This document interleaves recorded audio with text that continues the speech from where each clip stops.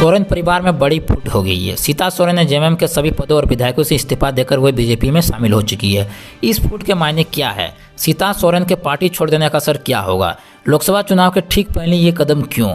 नाराजगी की मूल वजह क्या है? जेएमएम छोड़ सीता सोरेन की भाजपा में किस सीट से चुनाव लड़ेगी? सीता सोरेन के इस्तीफे के साथ ही कई सवाल खड़े होने लगे।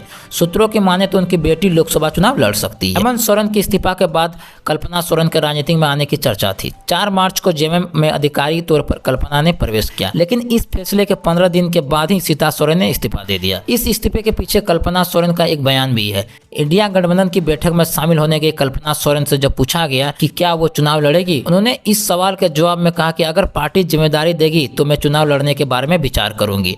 दुमका में इस बार शिबू सोरेन के चुनाव लड़ने की संभावनाएं कम है। ऐसे में सीता सोरेन इस सीट पर अपनी दावेदारी पेश कर रही थी। सीता सोरेन के पार्टी छोड़ने का कितना नुकसान जेएमएम को कितना होगा, इसका आकलन तो मुश्किल है, लेकिन ये तय है कि इस फूट का लाभ भाजपा को जरूर मिलेगा। दुर्गा सोरेन के निधन के बाद उनकी पत्नी सीता सोरेन राजनीति में आई। कई मौकों पर सीता सोरेन ने परिवार में अपनी उपेक्षा को लेकर सवाल खड़े किए।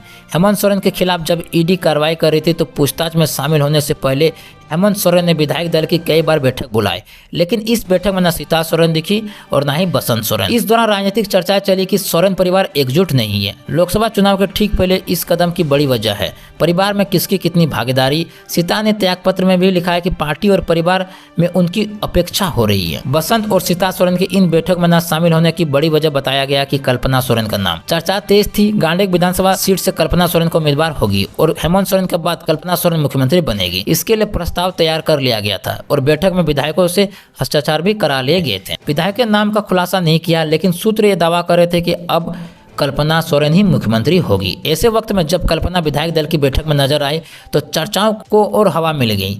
यही वजह थी कि बैठक में बसंत और सीता सोरेन ने दूरी बनाकर रखी थी। परिवार और पार्टी को एकजुट करने के लिए हेमंत सोरेन ने अंतिम वक्त में चंपे सोरेन का नाम आगे किया। इस फैसले के तुरंत बाद बसंत सोरेन और सीता सोरेन भी विधायकों के साथ खड़े नजर आए।